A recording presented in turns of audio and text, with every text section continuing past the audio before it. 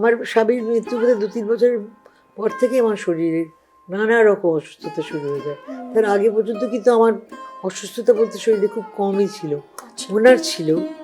এবং উনিও কিন্তু অনেকদিন তার জীবনের যে অসুস্থতাটা, অত বড় একটা ক্যান্সারের মতন অসুখ হয়েছিল, উনি আমার কাছে প্রায় 10 বছর চেপে রেখে দিয়েছিলেন। খুব ডিপ্রেশনে চলে যাই মাঝে মাঝে। খুব, তাও আমার ছেলে 3-4 বার আসে, অনেক রকমভাবে আমাকে কতভাবেও ভালো করে রাখে। কিন্তু ভারতবর্ষটা এখানে এমন হয়ে গেছে যে ছেলেপিলেরা অনেক জায়গাতেই তারা নিজের নিজের জায়গাটায় থেকে কাজকর্ম করতে পারে না, বাইরে চলে যেতে হয় কিংবা বিদেশে চলে যেতে হয়। আচ্ছা, বাবা সুনীল গাঙ্গুলি তিনি কি কখনো আপনার সঙ্গে বসে অঙ্ক সলভ করিয়েছেন, বাংলা পড়িয়েছেন? আমার মনে প্রচন্ড দুঃখ, আমি ভাবি কি বোকা।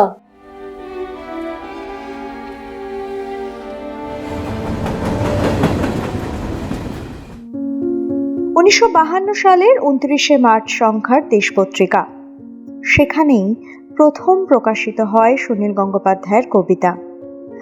দেশের বয়স তখন 18 আর কবির বয়স ছিল 17। কবিতার নাম একটি চিঠি। প্রথম কবিতা লেখার প্রেক্ষাপটটাও বড় মজার। কবিতা নয়, বান্ধবীকে ইমপ্রেস করতেই নাকি লিখে ফেলা একটি চিঠি। দিন বদলেছে, আজকাল চিঠি লেখার চল আর নেই।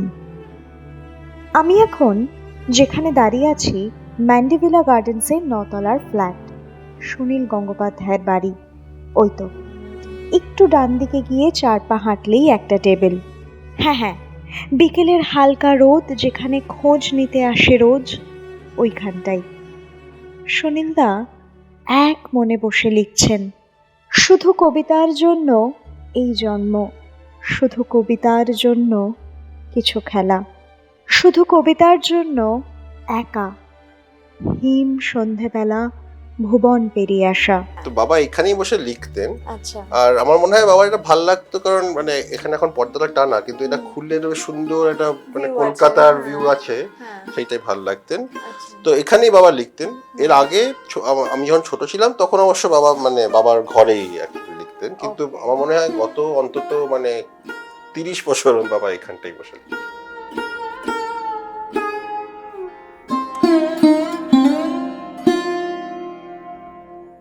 এই ঘরটায় একসময় লোক গম গম করতো এবং সাথীদি মুহুর্মুহু চা আজকে নিয়ে তো আসতেন। গম গম করতে তোমরা সবাই আছো।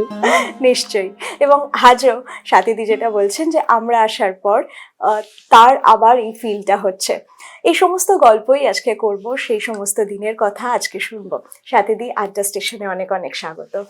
নমস্কার, আমার খুব ভালো লাগলো তোমরা এসছো, কিন্তু আমি এতই অশক্ত যে ভালোভাবে আপনাদের সঙ্গে হয়তো কথাই বলতে পারবো না, তার জন্য আমাকে মাফ করে দেবেন।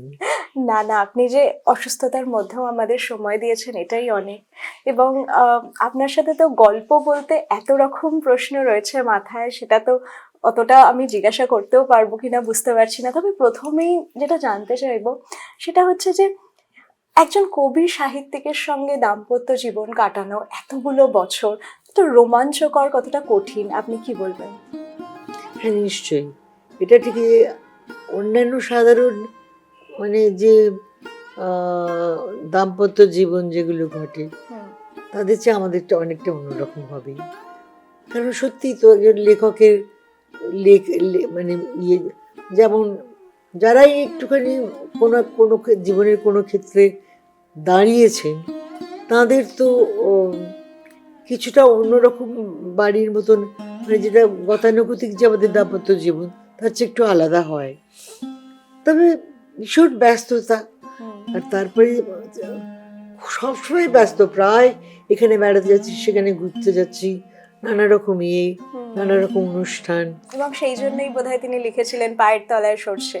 হ্যাঁ, তিনি তো সবসময় ব্যস্ত থাকতেন, আমিও তার সঙ্গে অনেক সময় এখানে ওখানে অনেক জায়গাতেই গেছি। সেটা একটা জীবনের আমার সত্যি খুবই ভালো একটা ব্যস্ততার সময় হলেও খুব আনন্দেরও সময় ছিল, একটা প্রাপ্তিও বলা যায় সেটা। খুবই বড় প্রাপ্তি বলবো ওটা। আর তারপর থেকেই আমার স্বামীর মৃত্যু বোধহয় 2-3 বছর পর থেকে আমার শরীরের নানা রকম অসুস্থতা শুরু হয়ে যায়। তার আগে পর্যন্ত কিন্তু আমার অসুস্থতা বলতে শরীরে খুব কমই ছিল, আচ্ছা। ওনার ছিল। এবং উনিও কিন্তু অনেকদিন তার জীবনের যে অসুস্থতাটা, অত বড় একটা ক্যান্সারের মতন অসুখ হয়েছিল, উনি আমার কাছে প্রায় 10 বছর চেপে রেখে দিয়েছিলেন। মানে আমার মনে খারাপ, আমার শুনলে খারাপ লাগবে, মনে কষ্ট হবে বলে 10 বছর উনি ক্যান্সার হ্যাঁ, সার্ভাইভ বন্ধু করছিলেন, বলেননি খুব আপনাকে? কাছের বন্ধুদের কাছে বলেছেন, খুব মানে নিকট কয়েকজনকে বলেছেন, বন্ধুদেরই, আর কাউকে জানেন তো বলেননি। মানে ও অদ্ভুত ওর মানে মানসিক, মানে কি বলবো আর, এটা তো মনের একটা উপর অসম্ভব কত একটা বড় চাপ। চাপ, হ্যাঁ, এবং মানে সেই সবটা কোনো উনি রকম চেপে, মানসিক দৃঢ়তা আমি যখন থাকলে জানতে এটা পারি চেপে প্রথমে রাখা বলে যায়। তুমি এত দিন আমাকে না, আমার কতখানি মানে কোনো হাসি, ওই মৃদু মৃদু হেসেছে, কিন্তু কোনো মানে এইরকম কষ্ট আমি পেয়েছিলাম। কিন্তু আমি অবাক হয়েছি ওর মনের জোর কতটা ছিল, সেটা না বলে বলে রেখেছিলাম। আর ছেলে তো অনেক কম বয়স থেকেই বাইরে, মানে চাকরির সূত্রে নানা সূত্রে বাইরে, সুতরাং তাকে তো বলেনি, আমাদের বলেনি। আপনার এক বাড়িতে আছেন, এক ছাদের তলায় সারাদিন হ্যাঁ। থাকছেন, তাও আপনি টের পাননি? তারপরে আস্তে আস্তে মানে ওর মানে সিমটমস গুলো হ্যাঁ, গ্রো হ্যাঁ, করতে শুরু সবগুলো। করলো। বিশেষ করে ওর বন্ধুরা বিদেশেই বেশি ছিলেন, বেশি ঘনিষ্ঠ বন্ধুরা, তাদের কাছে জানান। এবং বিদেশে একজন খুব ঘনিষ্ঠ নাম করা একজন অঙ্কোলজিস্টকে উনি সব জানান, যিনি ওকে সব পরীক্ষা করে তিনি ওকে একটা ভালো ওষুধের মানে কি বলবো চিকিৎসার মানে সাজেশন দেন। এবং সেটাই উনি শুরু করেন। মানে প্রথমবার যখন আমরা আমেরিকায় যাই তখন ওর ভীষণ বেড়ে গিয়েছিল, মানে অপারেশনের বোধহয় কি বলবো বছর খানেক মধ্যে, আমার ঠিক মনেও নেই ঠিক, তার মধ্যে আমরা আমাকে বিদেশে নিয়ে গেছে। ও তখন একটা আইওয়াতে একটা রাইটার্স প্রোগ্রাম বলে একটা অনুষ্ঠান, একটা অনুষ্ঠান বলে মানে মাস কয়েকের, মানে প্রায় মাস 5-6 একটা থাকার একটা ইয়ে চলতো। সে আসলে আমি না আজকাল ভীষণ কথা ভুলে যাই, অনেক বয়স হয়েছে তো, নিশ্চয়ই, গুছিয়ে বলতে পারছি না। না না ঠিক আছে। যাই হোক, তো ওনার সেই প্রোগ্রামে উনি গিয়েছিলেন। সারা পৃথিবীর বিভিন্ন জায়গা থেকে লেখকরাই গিয়েছিলেন, মেনলি কবি লেখক, সাহিত্যিকরাই কবি, গিয়েছিলেন, এরা সবাই হ্যাঁ। গিয়েছিলেন। তো ওনাকে ও বললো যে আমি আমার স্ত্রীকে নিয়ে যেতে পারি। বললো হ্যাঁ, মানে উনি আমাকে আমার টিকিট কেটে উনি আমাকে নিয়ে গিয়েছিলেন, কিন্তু আমাকে আতিথ্যটা ওরা দিয়েছিলেন আচ্ছা। আমার স্বামীর সঙ্গে। এবং এটা আমার খুব জীবনের একটা খুবই সুন্দর অভিজ্ঞতা। সারা পৃথিবী কত রকম ধরনের লেখক, লেখিকা, তারপরে যারা মানে অনেক সাহিত্যের রকম সঙ্গে যুক্ত কবি, তারা গেছেন। হ্যাঁ, সেই একদম। এবং একদম সুনীল গাঙ্গুলির সঙ্গে যখন আপনার প্রথম আলাপ হলো, সেই সময়টা আপনার মনে আছে, স্মৃতিতে এখনো রয়েছে? সে তো মনেই আছে। আচ্ছা। মানে ওর লেখা পড়তে পড়তে আমরা বাড়িতে সবাই মিলেই আমরা, আগে তো কবি হিসেবে যথেষ্ট নাম ডাক মানে হয়েছিল। ওরা কবিতাই ওর ছিল ওর জীবনের মানে ভালোবাসা। ওর কিন্তু উপন্যাস প্রথমে অনেকটা পরে, উপন্যাস হ্যাঁ। এসবগুলো অনেক পরে আসে, গদ্য টদ্য সবই। ওর বন্ধু বান্ধবরা সকলেই প্রথম দিকে কিন্তু সবাই কবিই ছিল। আস্তে আস্তে এবারে ওদের সময় যে সময়টা, সেই সময় ওদের অনেক এক ঝাঁক ওরা কবি, লেখক, মানে ঔপন্যাসিক, গল্পকার, লেখক, এটা এক ঝাঁক, এবং সকলেই যা নিজের ক্ষেত্রে রীতিমতো বিখ্যাত বলবো। হ্যাঁ। আচ্ছা, প্রেম নিবেদনের কথা যদি বলি, তাহলে প্রথম প্রেম নিবেদন কে করেছিলেন? আপনি করেছিলেন না উনি করেছিলেন? অনেকটা আমি, আমাদের সময় না ওরম বেশ লাজুক, যে আমরা ফট করে সব কিছু অত সহজে বলতাম না, হ্যাঁ। বলতে পারতাম না। এবং কবির থেকে প্রেমের প্রস্তাব পাওয়া, সেটা কি কবিতার মাধ্যমেই হয়েছিল? না না, ওইভাবে কিছু নয়। আচ্ছা। তো কিন্তু যখন উনি প্রথম বললেন, উনি বললেন আমি অনেকদিন নিজে খুব অস্বস্তি বোধ করেছি, জানি না বাবা, আমার বালিগঞ্জের মেয়ে, আবার তুমি তখন তোমাকে কিছু বলতেই আমি খুব একটা মানে আচ্ছা। কি বলবো স্বস্তি বোধ করিনি, যদি হঠাৎ কিছু বলে বস। তারপরে তো কিছুটা পরিচয়ের পর উনি একদিন বলেছিলেন আমাকে। হুম হুম হুম তারপরে যা হয় আস্তে আস্তে কিছুটা অন্তত আমার দিক থেকেও কিছুটা হুম। কি বলবো, এই তো বলছি কথাগুলো মনে পড়ে না, আমিও কিছুটা নিজেকে প্রকাশ করেছিলাম যাতে উনি আচ্ছা। বুঝতে পারেন। সুতরাং দুপক্ষেরই আদান প্রদান হয়েছিল এই ভাবের। ঘরটায় তো প্রচুর প্রচুর কবিরা আসতেন, সাহিত্যিকরা আসতেন এবং আপনি তাদের জন্য চা করে নিয়ে আসতেন, সেই হ্যাঁ, দিনগুলো সেসব মনে তো আছে? ছিলই। হুম আর এগুলো তো আজকাল আর লুকোনোর ব্যাপার নয়। সেই সময়তেও মানে মদ্যপান সব বন্ধুদেরকে যে মদ্যপান করতেন কি, এটা কিন্তু বড় আসল মানে ঠিক নয়। হুম অনেকেই হয়তো মানে চা এতেই সন্তুষ্ট, আবার কেউ কেউ সত্যি হুম, তার সেই তালিকায় তো শক্তি চট্টোপাধ্যায় ছিলেন। হ্যাঁ, শক্তি তো ছিলেন, শুনিল একলা শক্তিকে মানে তো ইয়ে করে লাভ নেই, সকলেই এরা সকলেদের মধ্যে অনেকেই আর কি। হুম আহ, আজকাল তো বিদেশ টিদেশে তো মানে আজকাল মানে চিরকালই বিদেশে, তো এটা এটা কোনো একটা সহজ ব্যাপার লজ্জার না। ব্যাপার হুম, কিছু হুম, ছিল না, সহজ ব্যাপার ছিল। আর আম, ওরা বন্ধুরা অনেকে সহজ ছিল, আর কেউ কেউ পান পান করতেন না, কিন্তু তার জন্য তারা যে অন্যদের উপর একটা বিরক্ত হতেন কি, এমনটা নয়। এমনটা নয়। হ্যাঁ, আপনাকে তো বারবার চা করে নিয়ে আসতে হতো, তাদের সঙ্গে আমাকে করতে বসতে তো হতো, গল্প প্রায় প্রথম করতে হতো। দিকে হুম, আমাকে এতটা করতে হয়নি, তারপরে মানে আস্তে আস্তে একলা না লোকের সঙ্গে কথা বলা চা করা সবটা একসঙ্গে করে ওটা হয়ে ওঠে না। তবে হ্যাঁ, প্রথম দিকে সত্যি করেই ধরো একদিকে রান্নাও করছি, হয়তো বাড়িতে কোনো রান্নার লোকই নেই, হুম হুম প্রথম দিকে তো অনেক হার্ডশিপের মধ্যে দিয়ে আমাদের যেতে হয়েছে। তো যাই হোক, এইভাবে চলেছে আর কি। আসলে এই যে স্ট্রাগলের কথা আপনি বললেন যে হার্ডশিপটা ছিল, একটা সময় তো এরকম ছিল যে তখনও তার অত নামডাক হয়নি, তিনি তখন প্রুফ রিডিং এর কাজ করছেন। নিশ্চয়ই, হ্যাঁ। হ্যাঁ, তো সেই তাকে স্ট্রাগলের তাকে দিনগুলো। অনেক, ওনার বাবা মানে 50 বছর বয়সে মারা যান, ভাবো কত কম বয়সে। আর ওর মার তখন বয়স 40ও হয়নি, আচ্ছা। এত কম। ওরা ওরা 4 ভাই বোন। হুম হুম মা মানে মা অত্যন্ত ব্যক্তিত্বময়ী এবং অত্যন্ত কাজে কর্মঠ মহিলা ছিলেন, এবং সবকিছু ম্যানেজ করার ছিল তো তখন হুম অত বড় নয়, তবে ওর ওর চাইতে অন্য ভাই বোনেরা 4-5 বছরের ছোট। হুম। সুতরাং ওর উপরে কিছুটা তো অনেকটা দায়িত্ব। দায়িত্ব তো হবেই, করা উচিত। একদম। বড়, সবচেয়ে বড় দাদা। প্রথম দিকটা হার্ডশিপটা সত্যিই খুব, আর ও প্রচুর তখন মানে ছোটখাটো যেটা সেটা অনেক রকম কাজ করতে হতো, অনেক অনেক পত্রিকাতে ধরো লেখা তো কন্ট্রিবিউট করা সেটা তো ছিলই। হুম তারপরে ধরো আম, কোনো পত্রিকার সম্পাদনা, ছোটখাটো কোনো পত্রিকার সম্পাদনা, হুম। তারপরে টিউশন তো অসংখ্য করতে হতো। আচ্ছা। তবে ও এই ধরনের করতো যে বেশিরভাগ ইংলিশ মিডিয়ামের ছাত্রছাত্রীদের উনি মানে ও পড়াতেন। পড়াতেন আর কি, বাংলাটা ভালো করে শেখানোর জন্য। আচ্ছা। কারণ ওরা তো তখন অতটা সেই বাংলায় সময় হ্যাঁ দক্ষ মানে ছিল না। দক্ষ ছিল না, তারা সব বড় বড় সব ইংলিশ মিডিয়াম স্কুলের ছাত্রছাত্রী, উনি দায়িত্ব নিয়ে সেই জন্য তাদেরকে বাংলা দায়িত্ব পড়াতেন। নিয়ে তাদের বাংলা পড়াতেন। আচ্ছা, এই বাড়িতে যখন শঙ্খ ঘোষ, শক্তি চট্টোপাধ্যায় আসতেন। শক্তি শুনি তো জানি ওদের বন্ধুত্ব খুবই, হুম হুম কিন্তু তারাও ছাড়া এরাও খুব ঘনিষ্ঠ ছিলেন। কি বলবো, শরৎ কুমার মুখোপাধ্যায়, হ্যাঁ, আর তুমি যে বলছো শঙ্খ ঘোষ, হুম তারপরে ওরা সকলেই, কিন্তু এরা সকলেই কিন্তু মদ্যপায়ী মোটেই ছিলেন না। আচ্ছা। শঙ্খ ঘোষ তো অত্যন্ত হুম কিন্তু উনি ভীষণ, কিন্তু মানে সহনশীল, এসবগুলো যে পছন্দ করবেন না তা নয়, সেটাও করতেন। এবং এইসব নিয়ে কোনো গন্ডগোলকে কি আমি কখনো তো দেখিনি আচ্ছা, এদের মধ্যে। আমি শুনেছি যে সুনীল গঙ্গোপাধ্যায় অনেকটা সময় লাইব্রেরিতে কাটাতেন এবং লেখালেখির মধ্যে ডুবে থাকতেন। তো সেই সিরিয়াস করে লেখা লিখতে গেলে তো করতে হয়েইছে অনেকটা সময়। তো সেই সময়টার আপনার একা লাগেনি?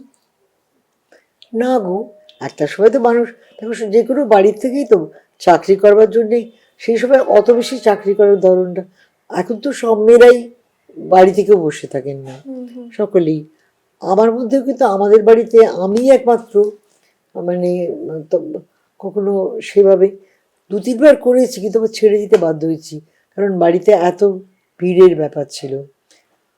না হলে আমি আহ, আমার 2 জা এবং আমার ননদ, এরা সবাই কিন্তু কাজ করতেন। আচ্ছা। কিন্তু মা বলছিল একজন তো বাড়ি থাকবে, তুমি অন্তত বাড়ি থাকো, তুমি বড় বউ।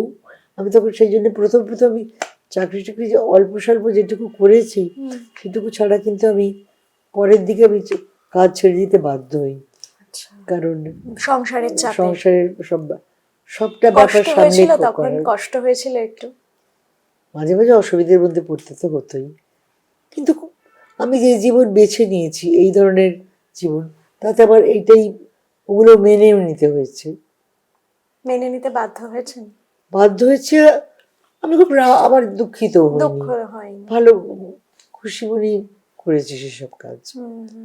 আচ্ছা, এরকম তো কখনো হয়েছে যে সুনীল গাঙ্গুলির কোনো লেখা পড়ে আপনার মনে হলো যে এই চরিত্রটা আমার ঠিক ভালো লাগছে না, তো তখন আপনি ওনার লেখার না, সমালোচনা আমি আগে করেছেন? প্রথম দিকে যখন লেখাগুলো ওটা সবই পড়তাম, আচ্ছা, আর পড়ে কোনটা খারাপ লাগছে কোনটা ভালো লাগছে, এইটা আমার ঠিক পছন্দ হলো না, এর এই আচরণ কিংবা কিছু, সেগুলো সবই বলতাম।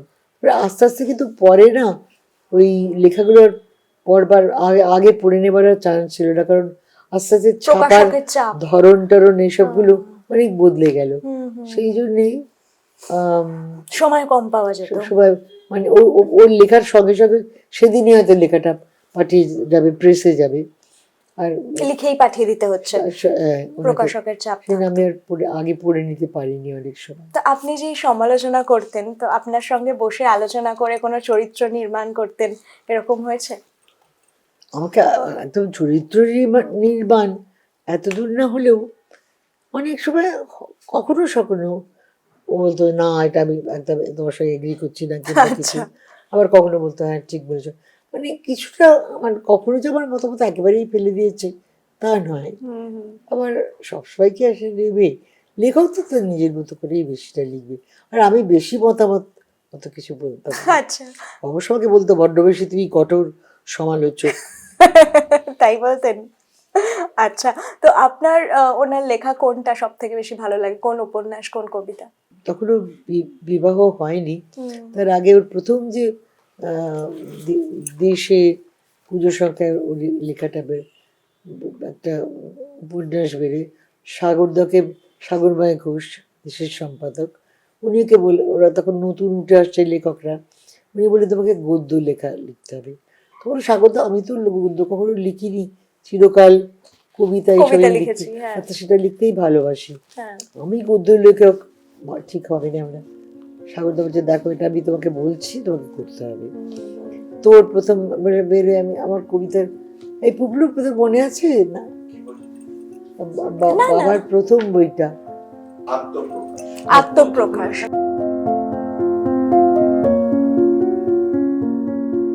এখন অনেক কিছুই মনে রাখতে পারেন না সাথীদি, এ যেন স্মৃতির সঙ্গে একরকম কুমির ডাঙা খেলা। সুনীল গঙ্গোপাধ্যায় লিখেছিলেন, অভিমান হলো হৃদয়ের অতি গোপন প্রকোষ্ঠের ব্যাপার, যে কেউ সেখানে হাত ছোঁয়াতে পারে না। আচ্ছা, কখনো মনে হয়নি যে বাবা মার সঙ্গে এখানেই থেকে যান, এখানেই কাজ করে? সেটা কখনো মনে হয়নি অ্যাকচুয়ালি, কারণ প্রথমত হচ্ছে যে মানে এরকম কিছু কিছু আছেন আমার বন্ধুদের ছেলেমেয়েরা, তারা আর কি এই মানে সাহিত্য জগৎ না হলেও তারা ওই জার্নালিজম মিডিয়া তাতে কাজ করেছে, আমি তো তা করিনি, আমি তো ইঞ্জিনিয়ারিং পড়েছি, সেজন্য আমার সঙ্গে যে এই জগৎটার কোনো কানেকশন ছিল না। আর এখানে তখন মানে ওই আমার সত্যি বাবা মাদের মানে ওই জীবনের সঙ্গে আমার একটা মানে একটা বিতৃষ্ণা হয়ে গেছিল, যে এরা সারাক্ষণ বাড়িতে, প্রথম ভালো লাগতো, কিন্তু পরে সারাক্ষণ বাড়িতে লোক। আর মুশকিলটা হচ্ছে যে বাবার মানে খ্যাতিটা বাড়ার পরে এই যে ভিড়টা আসতো, এটা কিন্তু সে আগের মতো ভিড় না, এটা কিন্তু বিখ্যাত লেখক সাহিত্যিক তারা বসে একটা আসর হচ্ছে তা না, যারা আসতো তারা হচ্ছে মানে অনেকে, সবাই বলবো না, সুবিধেবাদী টাইপের বা ওই যে একটু সেলিব্রিটি ঘেঁষা, স্পেশালি এনআরআইরা তো মানে এটা হচ্ছে মানে এখনো হয়, তখনও হতো আর কি, যে তো ওই যে আড্ডাগুলো হতো ওটা আপনার ভালো আমার একেবারেই ভালো লাগতো। আচ্ছা, বাবা সুনীল গাঙ্গুলি, তিনি কি কখনো আপনার সঙ্গে বসে অঙ্ক সলভ করিয়েছেন, বাংলা পড়িয়েছেন? তো অঙ্কটা আমার কোনোদিন মনে নেই, আসলে আমার মা আমাকে খুব পড়াতেন এইসব, মানে অন্তত ক্লাস 1, 2, 3 অব্দি মা খুব পড়াতেন, কিন্তু আমার বাবা একটা সময় মানে বাবা যে ঠিক পড়াতেন কখনো তা না, কিন্তু হতে পারে এই যে মা বলছিলেন না যে মানে বাবা ইংলিশ মিডিয়াম স্কুলে পড়া ছেলে মেয়েদের তাদেরকে বাংলা বাংলা শেখা। পড়াতেন। তো হতে পারে বাবার মনে হয়েছিল যে আমিও ইংলিশ মিডিয়ামে পড়ি, আমারও বাংলাটা সেরকম ভালো শেখা হচ্ছে না। তো তখন আমাকে বাবা একসময় হঠাৎ, আমরা এমনি অন্য কিছুও পড়েছি, কিন্তু যেটা মনে আছে হচ্ছে মেঘনাদ বধ কাব্য পড়া শুরু মেঘনাদ করেছিলাম। বধ, হ্যাঁ। নিয়ে সেটা বেশ কিছুদিন পড়েছিলাম, কিন্তু তারপরে যা হয় বাবারও মানে এত ব্যস্ততা যে সেটা আর কন্টিনিউ করা হয়নি।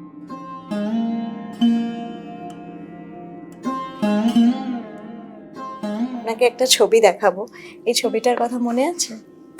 হ্যাঁ হ্যাঁ, এটা ও চলে যাবার হয়তো কিছুদিন, মানে বিদেশে চলে যাবার কিছুদিন আগে হয়তো দিন আমরা বসে দাবা খেলছে দাবা খেলছি। হচ্ছিল। আমরা দাবার একটা নেশা সুনীলের ছিল, পুবলুকে শিখিয়ে নিয়েছিল, পরে আবার সেই নেশাদের চলে আপনি যায়। একটা সাক্ষাৎকারে একবার বলেছিলেন যে আপনারা দুজনেই আপনাদের ছেলেকে ভালো করে সময় দিতে পারেননি। এইটা ওর মনে খুব দুঃখ, এবং আমার মনে প্রচন্ড দুঃখ। আমি ভাবি কি বোকা, মানে তখন সেই সময় বন্ধু বান্ধবদের সঙ্গে আড্ডা এইসবগুলো এত খুশি, এসব নিয়ে আমি সুনীলের সঙ্গে আমিও অনেক সময় চলে গেছি। অনেক সময় ছোট বোনের বা 11-12 বছরের ছেলে বাড়িতে একা, হয়তো একটু কাজের লোক আছে, মাও থাকতে পারতেন না সবসময়, অন্য ছেলেদের কাছেও তো যেতেন। সেই সব সময় ওকে একলা রেখে দিয়ে আমি ভাবিও নি যে ও একলা বাড়িতে রেখে আমি ও যে লোনলি ফিল করছে, এটা আমার খুবই আমার অন্যায় হয়েছে। এবং সেটা আজও আমি মানে মানে মন খারাপ লাগে যে কেন ওই ছেলেটার সঙ্গে এইভাবে একা একা মাঝে মাঝেই চলে যেতাম। মানে সেই ভীষণ আমার আক্ষেপটা কাছে এখনো মনে হয়। রয়েছে। মানে এখন আমার ওটা যেন আরো বড় হয়ে বাজে মনের মধ্যে। মানে এই যে একটু আগে মা বলছিলেন যে মার খুব একটা মানে ক্ষোভ আছে যে অনেক সময় আমাকে আর কি একলা ফেলে রেখে যাওয়া। সময় দিতে পারেননি। হ্যাঁ, সেভাবে। এটা অ্যাকচুয়ালি সত্যি কথা বলতে আমার জীবনে এটা অনেক হয়েছে। যে মানে আমি যখন খুব ছোট ছিলাম তখন আমার বাবা যে অত বিখ্যাত ছিলেন তা না, কিন্তু তখন থেকেই আমাদের বাড়িতে ভিড়, আর অনেকে আমাদের বাড়িতে আসতো, সবসময় আড্ডা হতো। মানে এর আগে তো আমরা থাকতাম ঢাকুরিয়া ব্রিজের পাশে, আর আচ্ছা। সেখানে আমরা মানে বাড়িটা ছোট, 3 তলার একটা ফ্ল্যাট ছিল, কিন্তু সেই ফ্ল্যাটটার ঠিক উপরে ছাতেও একটা ঘর ছিল, আর বাবা সেটাও নিয়েছিলেন। আচ্ছা। তো অনেক সময় সেই ছাতে অনেক লোক মিলে জমা হতো আর কি। তো ওই সময় আমার মনে আছে যে তখন আমার সঙ্গে অনেকের মানে ইন্টারাকশন হতো অনেক বেশি। আমাদের বাড়িতে যারা আসতেন মানে লেখক, সাহিত্যিক, গায়ক, যাই বলো, ভিড় থাকতো, তাদের সঙ্গে তখন ইন্টারাকশনটাও বেশি হতো। তারপরে যেটা হয় আস্তে আস্তে যে আমরা এই বাড়িতে আসার পরে এই বাড়িতে আমার অনেক মানে অন্য ছেলে মেয়েরা থাকে, তাদের বন্ধুত্ব হয়ে যায় তাদের সঙ্গে। তখন আমার বাড়িতে বাবা মার বন্ধুরা এলে আমি তখন তাদের সঙ্গে খেলাধুলো করছি, সেটা একটা ব্যাপার। আরেকটা হচ্ছে যে মানে একটা পয়েন্টের পরে আর কি বাবা মা তখন মানে বাবা সত্যি এত বিখ্যাত হয়ে যান যে বাবাকে তখন বহু সারাক্ষণ অনুষ্ঠানে যেতে হবে, এখানকার সভাপতি, ওখানকার এইটা খুব চলে। আর মাও বাবার সঙ্গে খুব ছিলেন। একাকিত্ব ফিল করতেন নিশ্চয়ই মানে হ্যাঁ, মনে হয় তাই, কারণ আমি অনেক সময় বাড়িতে মানে একাই ছিলাম সন্ধ্যেবেলা, মানে বন্ধু বান্ধবরা তো নিজেদেরও অন্য ব্যাপার আছে, তাদেরও পরিবার মানে তাদের বাবা মাদের সঙ্গে এই ওই করছে। এরকম কখনো হয়েছে যে বাবা মার ওপর রাগ করে একদিন বলেছেন যে আমি খাবো না? মানে এরকম অনেক নিশ্চয়ই রাগ হয়েছে, ক্ষোভ হয়েছে, খাবো না কিনা জানি না, কিন্তু অনেক রকম মানে অদ্ভুত জিনিস হয়েছে আর কি। এমনি একটা হচ্ছে যে আমি যখন স্কুল থেকে ফিরতাম, অনেক সময় বাবা মা বাড়িতে থাকতেন না, তো তখন আমাদের একজন কাজের লোক ছিল, কিন্তু সেও মাঝে মাঝে এদিক ওদিক কাজে চলে যেত। আমার মনে আছে আমি তখন মানে বয়সটা কম যে আমাকে বাড়ির চাবি দেওয়া হবে সেটা না আর কি। তো আমি স্কুল থেকে ফিরে দেখি বাড়ি বন্ধ, দেখে ঢুকতে পারছি না, তখন সত্যি খুব রাগ হয়েছিল, সেটা এই বাড়িটাতেই আর কি। তো আমি তখন আমাদের ছাদটা খোলা থাকতো, এখনো জানি না আছে কিনা, আমি ছাদে গিয়ে এখানে একটা কার্নিশ আছে, আমি ছাদ থেকে নেমে এই কার্নিশ মানে 9 তলার বাড়ির ছাদ থেকে কার্নিশে নেমেছিলাম, সেইখান থেকে নেমে বারান্দায় নামবো আর কি। তো আমাদের যে কাজ করে সে গড়িয়ার মোড় থেকে ফিরছিল, সে দূর থেকে দেখে আমি ওই কার্নিশ থেকে নামছি, সে তখন দৌড়ে এসে আমাকে মানে এখান থেকে হ্যাঁ হ্যাঁ, কিন্তু তো এইরকম একটা লেভেলে চলে গেছিল। হ্যাঁ, ওটা রাগ, সেই রাগ না হলে ওটা মানে ওটা সত্যি খুবই বেপরোয়া একটা ব্যাপার আর কি। বাবা মার বকা কেমন খেয়েছিলেন? আমার মনে হয় কোনটা বকা হয়নি, কারণ বাবা মা বুঝতে পারতেন যে এটা সত্যি মানে কিছুটা মানে ওদের দোষ বলবো না, কিন্তু এই যেটা হয়েছে পরিস্থিতি, হ্যাঁ, কিন্তু এটা যে পরে যে মানে এটার জন্য যে ঠিক হয়ে গেছে তা না, এটা মানে ওনাদের চলছিল, আউট অফ কন্ট্রোল হয়ে গেছিল।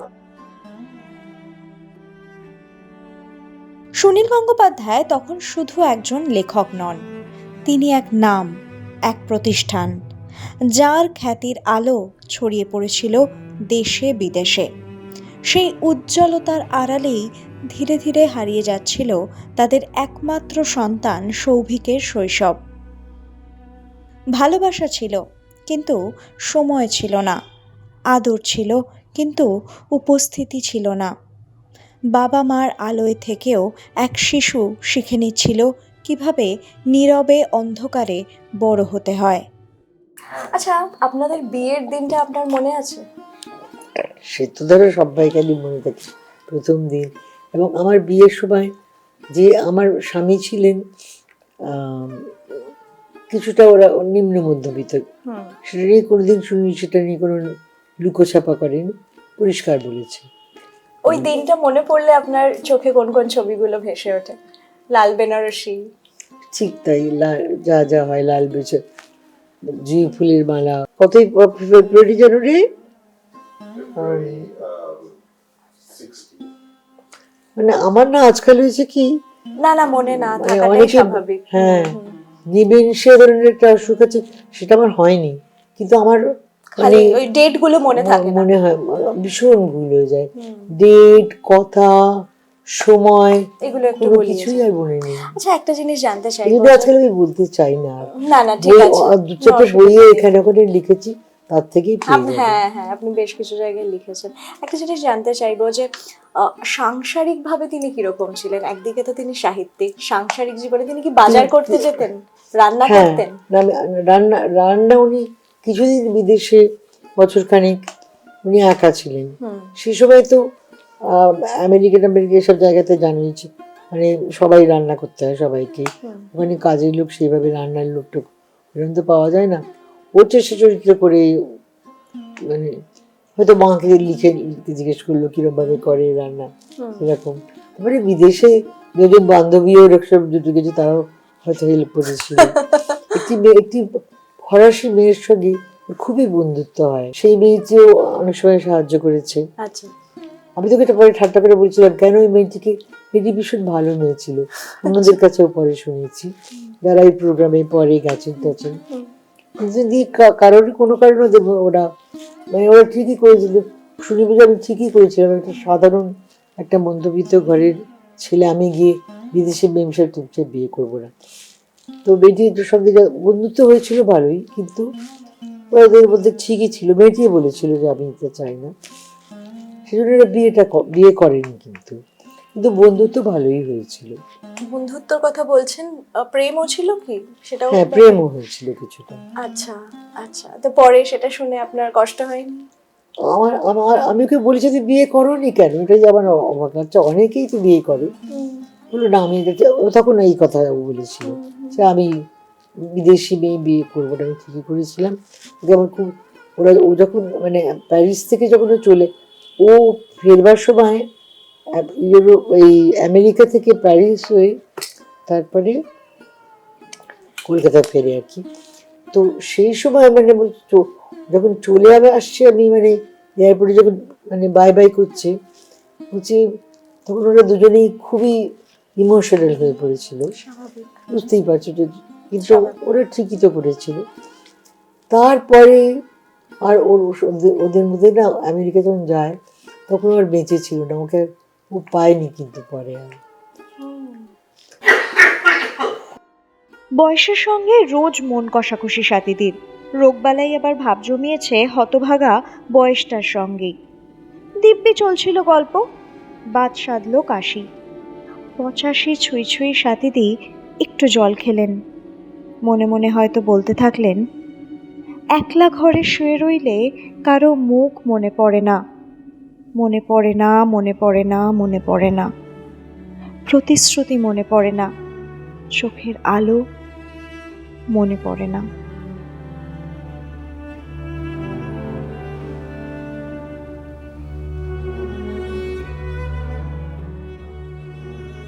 হ্যাঁ, যেটা জিজ্ঞাসা করছিলাম যে উনি কি বাজার করতেন, বাড়িতে রান্না হ্যাঁ, করতেন? এটা বলছি, ও না মাছ, বাঙালদের যে ব্যাপার, আমি তো বাঙাল না, আমি ঘটি, আচ্ছা, ওকে। কিন্তু ও মাছ খেতেই ভালোবাসতো, মাংস প্রথম দিকে একদমই কি মাছ খেতে ভালোবাসতেন? বাঙালি তো যেরকম আছে ইলিশ টিলিশ এসব তো আছে, আরো অনেক। আমি তোকে নাম কত মাছের নাম বলবো, আর আমিও তো মাছ ভক্ত ছিলাম না, আচ্ছা, কিন্তু ধরো আমি কি বলবো, একটা বোয়াল মাছ যেমন ধরো হ্যাঁ, আমরা বোয়াল মাছ। খাইনি ও বিয়ের আচ্ছা, আগে, কিন্তু বোয়াল মাছটা ওরা ভীষণ বোয়াল মাছ তো খেতে ভালোবাসতো। খুব ভালো হয়। আপনি খেতে খুব কখনো টেস্টও করেননি? টেস্ট করেছি, আচ্ছা, মা ভালো রান্নাও করতেন খুবই, কিন্তু মানে আপনার শাশুড়ি মা? আমার শাশুড়ি মা আচ্ছা খুব ভালো রান্না করতেন, আমার নিজের মাও ভালো রান্না করতেন। আচ্ছা, আমার দুটি মা মানে শাশুড়ি মা আর মা হুম, দুজনের সঙ্গেই আমার মানে অনেক রান্না আমি পেয়েছি। আমি ভালো রান্না বান্না করতে পারি না, কিন্তু তখন আমি সেই সময়টায় শিখেছিলেন, অনেকে আসতেন টাসতেন, তাদেরকে রান্না করে টান্না খাওয়াতেন। করতাম, প্রায় রান্না টান্না করতাম, শখের রান্না করতাম দু চারটে, এইরকম আর কি। এই সামনেই তো গড়িয়াহাট বাজার, তিনি কি কখনো ব্যাগ হাতে ও করে রেগুলার গড়িয়া বাজারে গিয়ে আর মাছ পরের দিকে কিনতেন? যখন ওর পায়েটায় হ্যাঁ। একসময় পায়ের ওর হাঁটুর অপারেশন হয়েছিল, সেই সময় হয়তো বাজারে হাঁটতেও কষ্ট পেত। সব মা চলে আর সবাই ওকে গিয়ে একটা চেয়ারে বসিয়ে দিয়ে বললো, এখানে দাদা আপনি এখানে বসুন, আপনাকে আপনি বলুন শুধু কি কি মাছ চাই আমরা এনে দিচ্ছি। আমি এরকম? এত বেশি ওর মাছের ভালোবাসা, আর তারাও ওর ব্যবহার এত সুন্দর ছিল, সত্যি এটা আমি বলবো যে মানুষের প্রতি আমার চাইতে অনেক বেশি ওর মানে মাথা ঠান্ডা ছিল, আর মানুষের সঙ্গে ব্যবহার সুন্দর ছিল। এবং ওর কী ধরনের রান্না হয়তো ভালোবাসে লোকগুলি যারা যারা বুঝে নিয়ে মানে সেসব এনে দিত কাছে। এইভাবেও অনেক রকম ভাবে মানে বাজারটা পছন্দ, এই বাজার, কিন্তু ওকে যদি বললো শাড়ি কিনতে চলো কি আর অন্য কিছু, আমি খুব জামা কাপড়ের ব্যাপারটাও অনেকটাই আমাকেই দেখতে হতো, ওইসব সেই কেনাকাটা সময় খুব একটা ইন্টারেস্ট ছিলেন না। interest ছিল না।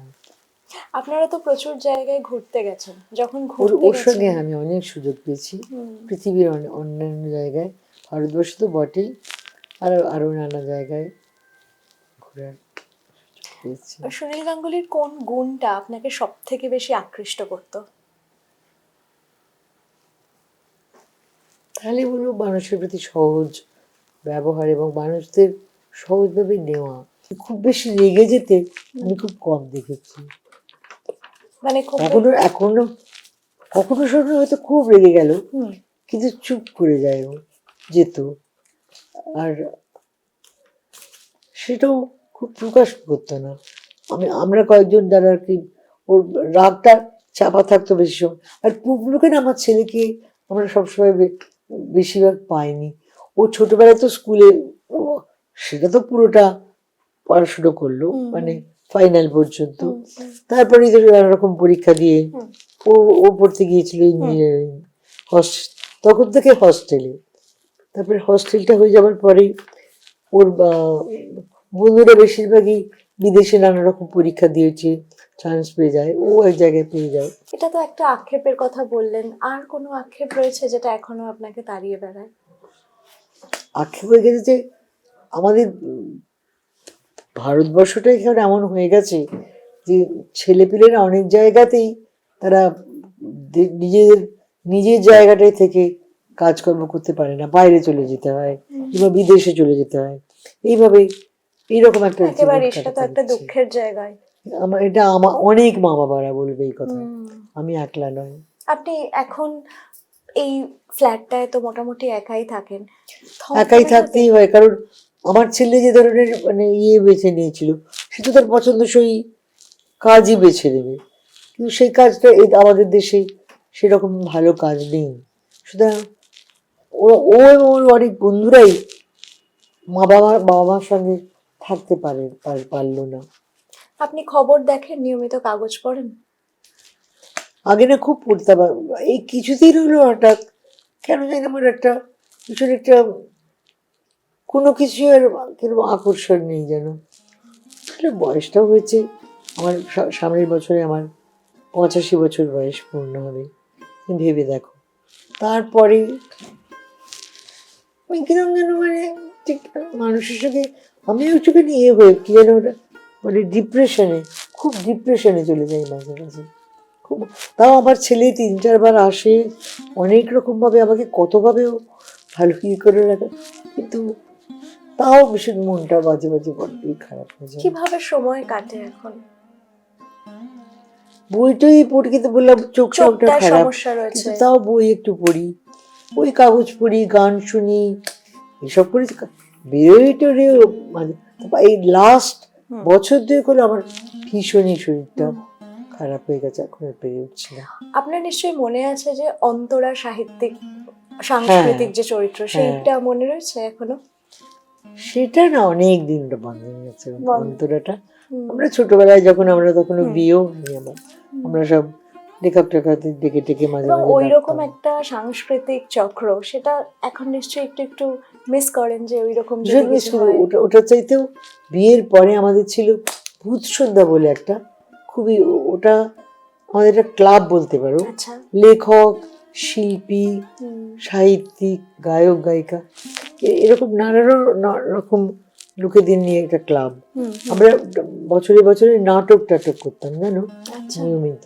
কি কি নাটক করতেন মনে প্রথমে আছে? আমরা রবীন্দ্রনাথের আম, আহ ওগুলো কি জানো, কি মুক্তধারা করেছেন? মুক্তধারা, প্রথমেই মুক্তধারা দিয়ে এই নাটকটা ওরা আগে একবার বন্ধুদের সঙ্গে অনেকদিন আগে, তখন আমাদের বিয়ে টিয়ে হয়নি, আচ্ছা। ওরা মানে জি.কে বলে একজন বিখ্যাত ইয়ে ছিলেন না, সিডনেট বুকশপের ওনার, উনি একটা বিরাট করে একটা নাটকের একটা দল ইয়ে করে, মানে শখের থিয়েটারের একটা, কিন্তু সেটা খুব ভালো হয়েছিল, নাম করা সব মানে অভিনেতা অভিনেত্রীরা গিয়েছিলেন, তাছাড়া অন্যান্য মানে সাহিত্যের শিল্পের অন্যান্য ফিল্ডের সব লোকেরাও সেখানে গিয়েছিলেন। আপনি নিজে রবীন্দ্রসঙ্গীত গাইতেন না এক সময়? হ্যাঁ, রবীন্দ্রসঙ্গীত গাইতেন তো? আমি রবীন্দ্রসঙ্গীত সত্যিই গাইতাম, ভালোবেসে গাইতাম, মোটামুটি গাইতাম, ভালো যে খুব তাও না, খুব খারাপ তাও না। হঠাৎ আমার ওর মৃত্যুর কিছুদিন পরে আমি তো গান গাওয়াটা একদম বন্ধ করে দেওয়াতে আমার এত মন খারাপ লাগে, আমার গলাটা একদম বসে গেছে, আমার গান থেকে সুরই বেরোয় না। আমি ডাক্তারদের জিজ্ঞেস করি, তারা বলে আস্তে আস্তে আবার শুরু করুন, হবে। আমি আর গান গাইতে পারছি না, এটা আমার মনের মধ্যে একটা ভীষণ দুঃখ হয়, গানটা আমার বন্ধ হয়ে গেল। আমি শেষ করব, আপনাকে অনেক অনেক ধন্যবাদ যে আমাদেরকে এত তোমাদের সঙ্গে সময় আলাপ করে দিয়েছেন। ভালো লাগলো, বেশি বক বক করেই ফেললাম মনে হচ্ছে আমি। আচ্ছা, একটা জিনিস একটুখানি জানতে চাইবো, এটা আমার ব্যক্তিগতভাবে এটা জানার ইচ্ছা ছিল অনেকদিন ধরে, সেটা হচ্ছে যে সুনীল গঙ্গোপাধ্যায়ের যে একটা চরিত্র নীরা, যাকে নিয়ে এত এত কবিতা, হ্যাঁ, অনেকে খুবই, আপনার নিশ্চয়ই। কখনো মনে হয়নি যে এই নীরাটাকে, সেটা কি শুধুই শোনো, কল্পনা? একটা নাম আমি বলছি, নীরা একজন নয়, ওর অনেক অনেক মহিলার সঙ্গে হয়তো কখনো ঘনিষ্ঠত্ব নৈকট্য এরকম হয়ে ঘটে থাকতে পারে। আমি তো সবসময় পেছনে পেছনে ঘুরে বেড়াতাম না, কিছু কিছু হয়তো শুনেছি, লোকে আমার কাছে বলেওছে, আমি সেগুলো সবসময় খুব অনেক সময় রেগে যেতি, হয়তো বুঝতেই পারো স্বামী স্ত্রীর মধ্যে সেটা তো অনেক সময় হবেই। এরকম তো হতেই পারে, কিন্তু আমি সবসময় ব্যাপারটা খুব বড় গুরুত্ব দিয়েছি তা নয়, কোনো কোনো ক্ষেত্রে আমি একটা সময় খুব মানে দুঃখ পেয়েছি, রাগ করেছি, এরকম ঘটেছে। কিন্তু পরে আমি আস্তে আস্তে রিয়েলাইজ করি যে এদের কাছে এত মেয়েরা যেভাবে আসে, ভালো তাদের কেউ ভালো, আসলে তাদের এক একজনের ব্যবহার এক এক রকম, কয়েকজনকে আমি ক্ষমা করতে পারিনি, ক্ষমা কিন্তু করতে পারেননি বলছিলেন, এটা কেন? তাদের ব্যবহারে এমনভাবে ব্যবহারেরও একটা ইয়ে আছে, একজন মানুষকে তোমার, আমারই তাই আরেকজনকে সঙ্গে ধরো আমার হয়নি, কিন্তু হয়ে যেতেও পারতো কোনো প্রেম ট্রেম, কিন্তু মানে সংযম ছিল। মানে আমি কখনো সেভাবে প্রেমে পড়িনি, মানে হয়নি, সেটা অন্য ব্যাপার, যাই হোক। কিন্তু তবু মানুষের না, তোমাকে সংযত আচরণ আমরা আশা করবো, মানে ভদ্র মহিলাদের কাছ থেকে আমাদের সঙ্গে যুদ্ধ, কিন্তু যে কোনো সময়ই কিছু কিছু মহিলা তাদের সেই সংযত আচরণটা দেখাতে পারেননি, সেসব জায়গায় অনেক সময় আমি ক্ষমা করতে পারিও নি। আবার অনেক সময় বলেছি এ তো হবে, মাঝে মাঝে তো এটা হবে, এটা নিয়ে অত রাগারাগিও ঠিক চলে না। তাহলে এখন সেইগুলো রাগ তো আর নেই, দুঃখ নেই, শুধু সেই দিনগুলো স্মৃতি ফিরে ফিরে আসে, তাই তো? ভালো সময়গুলোই ফিরে ফিরে আসে নিশ্চয়ই। হ্যাঁ, ভালো সময়গুলি ফিরে ফিরে আসে, দুঃখের স্মৃতিও মাঝে মাঝে আসে, কিন্তু এখন তো আমি যতদিন বেঁচে আছি ভালোটা এরকম নিয়েই ভাবেই থাকতে থাকতে চান। হবে। হ্যাঁ। আমার ছেলেকে চেষ্টা করে যতটা পারে এসে সঙ্গ দেওয়া, মাকে সময়টা কাটানো। ও আর কতটুকু করবে বলে, ওখানে ওর এই বয়সে তো কাজের চাপটা অনেক বেড়ে যায়। সে তো ও বটে। কতবার আর আমি এই তো যে আসতে যে বারণ করি, জায়গাটায় এত আপনি ঘন ঘন থাকেন, আসিস না, বারণ করি। ম্যান্ডেভিলা গার্ডেন্স এর মতো জায়গা, এখানে তো সামনেই একডালিয়ার পুজো, দুর্গাপুজোর সময় তো পিল পিল করে লোক, এত জনসমাগম, ভাল লাগে তখন দেখতে। শরীরে আসলে আমার আর দেয় না, বছর লাস্ট 4-5 বছর না আমি আর ওখানে গিয়ে বুঝতেও পারি না, শরীরটা খুব ভেঙে গেছে গো, হাত পায়ে চলে না। আর তো কি বলবো, আমি এখন একটা, আমার হাত পা সবই কিছুই আর নেই আমার, একদম wheel chair bound.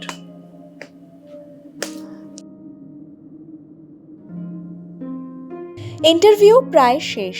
Mandevilla গার্ডেন্সের Sunil গঙ্গোপাধ্যায়ের ফ্ল্যাটে তখন কথার চেয়ে বেশি ভারী নীরবতা। ঘরের কোণে ছড়িয়ে আছে বিষণ্ণতা। সেই মুহূর্তেই স্বাতী গঙ্গোপাধ্যায় ধীরে ধীরে বললেন, ক্যামেরার সামনে আসতে চান না আর। বাবা খুব পড়তেন, মানে বাবা যে প্রথম আলোটা ইন পার্টিকুলার, কিন্তু বাবা যে যখন এইরকম কিছু লিখতেন, খালি তা না, বাবা যে ভ্রমণ কাহিনীও লিখতেন কিছুটা। বাবা নিজেই অবভিয়াসলি গেছেন, বাবা সিরিয়া গেছেন, সিরিয়া নিয়ে লিখলেন, কিন্তু তার বাইরে বাবা ট্রিমেন্ডাসলি পড়তেন। আর খুব তাড়াতাড়ি মানে ছিল পড়ার, মানে খুব তাড়াতাড়ি পড়তে পারতেন, মানে শক্ত শক্ত বই, এরকম না যে মানে আমি দেখছি যে এটা সিরিয়া ভ্রমণ নিয়ে বা হিস্ট্রি নিয়ে। হ্যাঁ, বাবা চারদিক থেকে বই। আমার সবচেয়ে যেটা মনে আছে যে, কারণ বাবারা একটা পয়েন্টে প্রায় প্রত্যেক বছরই গরমকালে এসে আমেরিকাতে থাকতেন আমাদের সঙ্গে বেশ মাস 2-3, মানে তার মধ্যে এদিক ওদিক ঘোরাফেরা করতেন, কিন্তু আমাদের বাড়িটা ভিত্তি করে আর কি। তো তো সেইখানে আমাদের বাবা তখন মনের মানুষ লিখছিলেন। সেই মনের মানুষ লেখার সময় বাবা তখন কতটা মানে বই, এমনকি আমাকে দিয়ে মানে লালনের গান, মানে সবকিছু নিয়ে সব মানে শুনছেন, পড়ছেন, নিয়ে লিখছেন একই সঙ্গে। আর সেই যে লেখা হচ্ছে, আমি তখন রেগুলারলি ফ্যাক্স করছি, বা পরে আমার মনে আছে স্ক্যান করে পাঠাতাম আনন্দতে। তো কিন্তু ওই যে পড়াটা, মানে এই মানে কি বলবো, বাবার চর্চার মধ্যে থাকাটা, বাবার লেখাটা মানে পড়ে বোঝা যায় না, কারণ বাবার লেখাটা খুব সহজ, কিন্তু আসলে খুব মানে একদিক থেকে খুব স্কলারলি। একদম এটা মানে আমরা অনেকে অস্বীকার করার জায়গা নেই, আমরা না, অস্বীকার জায়গা নেই, কিন্তু অনেকে বুঝতে পারে না, এটাই হচ্ছে ব্যাপার। লোকে বোঝে না যে ও, ভাবছেন যে ও উনি বসে বসে বানিয়ে বানিয়ে লিখলেন, কিন্তু অ্যাকচুয়ালি ট্রিমেন্ডাস পড়া হয়েছে। মানে বাবা তো একটা সময় মানে রবীন্দ্রনাথকে নিয়ে ছোটবেলায় আর কি, যে বাবা এটা এটা মানে স্টাইলই বলা যেতে পারে ওই সময়, যে রবীন্দ্রনাথকে মানে রবীন্দ্রনাথকে আমরা ভেঙে বেরিয়ে এসে নতুন কিছু করব। কিন্তু পরবর্তীকালে তো বাবা খুবই রবীন্দ্রনাথের মানে ভক্ত ছিলেন, কিন্তু সে রবীন্দ্রনাথকে নিয়ে যে ওই ছায়াটা বোধহয় কোনো সাহিত্যিক বা কোনো কবি এড়াতে পারেন না। সেটাই। আর ওই যে মানে পড়াশোনা করে প্রথম আলো লেখা, আলটিমেটলি সেটাতে মানে অনেক সময় দিয়েছেন। আর বাবা যে মানে একটা, আমি মনে আছে যে মাকে জিজ্ঞেস করা ছিল যে মা মানে একলা লাগে কিনা বাবার মানে এই জন্য, কিন্তু বাবা বেশিরভাগ কাজই বাড়িতে করতেন, এরকম না যে অন্য জায়গায় গিয়ে। আর বাবা খুব তাড়াতাড়ি করতেন, মানে বাবার একটা বাধা ছিল যে প্রত্যেক দিন আমি সন্ধ্যাবেলা লিখবো, কিন্তু তারপর একটা পয়েন্টে সেটা বন্ধ হয়ে যাবে, তারপরে ইনএভিটেবলি কেউ আসবে, হ্যাঁ গল্প হবে। আচ্ছা, মানে এটা একটা রুটিনের মতো ছিল। ওটা একটা রুটিনের মতো ছিল। বাবা কি সাংঘাতিক ডিসিপ্লিন ছিলেন? মানে ওই যে ওইটাই আমি মানে দেখেছি যে ওই ডিসিপ্লিনটা না থাকলে আমার মনে হয় ঠিক লেখা যায় না, যে প্রত্যেক দিন লেখা। মানে আমি ছোটবেলা মনে আছে বাবা সকালবেলাও লিখতেন বা এরকম, কিন্তু একটা পয়েন্টের পরে তখন মানে হতে পারে রেগুলারলি দেখতাম না, কিন্তু বাবা মানে উঠে অফিস গেলেন আনন্দতে, তখন তো মানে খুব একটা যে সারাদিন কাজ করার তো না, গেলেন ঘন্টা 2 কাটিয়ে 3 কাটিয়ে বাড়ি ফিরলেন, কিন্তু এসে ওই প্রায় 1 থেকে 2 ঘন্টা একদম লেখা প্রত্যেক দিন। এটা তো বাবা বলতেন যে মানে ওটা করতেই হবে, এটা হতে পারে যে প্রত্যেক দিন লেখা বেরোবে না, কিন্তু বসতে হবে।